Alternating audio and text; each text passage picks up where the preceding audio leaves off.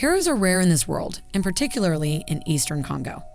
Here, myriad armed groups terrorize villagers while the Congolese National Army has historically proved ineffective in protecting civilians. Many locals consider the army just another dangerous armed group, but one man almost changed the narrative. This is the story of Mamadou Ndala, Congo's bravest soldier and martyr.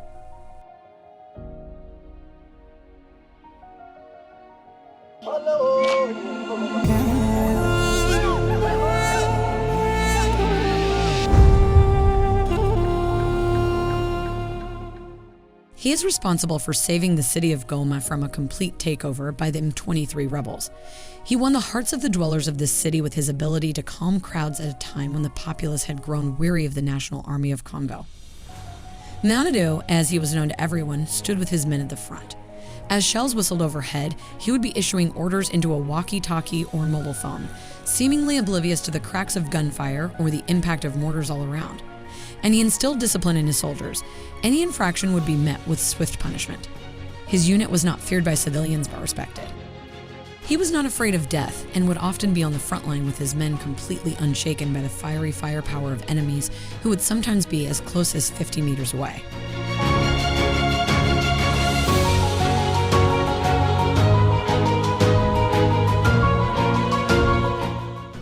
Ndala enrolled in the army on June 6, 1997.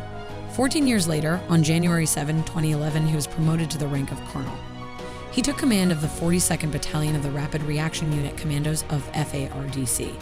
He rose to fame with resounding victories over fighters from the M23 movement, a movement that was rampant in the eastern part of the Democratic Republic of the Congo. Ndala was quickly noticed by the population of Goma.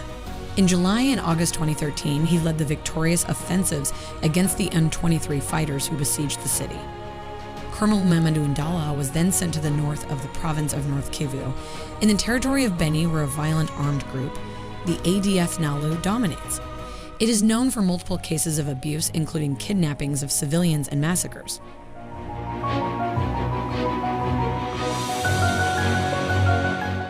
Colonel Ndala committed in front of the population to track down these resistance fighters, even underwater. The Congolese army, under his command, had secured the area and retook the city of Congo, which had fallen on December 25, 2013, from the hands of fighters from Uganda.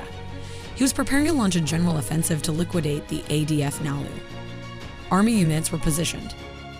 On January 2, 2014, one day after the new year, at the end of the morning, Colonel Mamadou Ndala and his escort were about to leave the Albertine Hotel in Beni Boykin towards Eringeti aboard a jeep mounted with a heavy machine gun.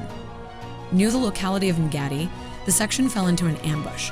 An RPG-7 rocket hit the front of his jeep, killing the occupants instantly.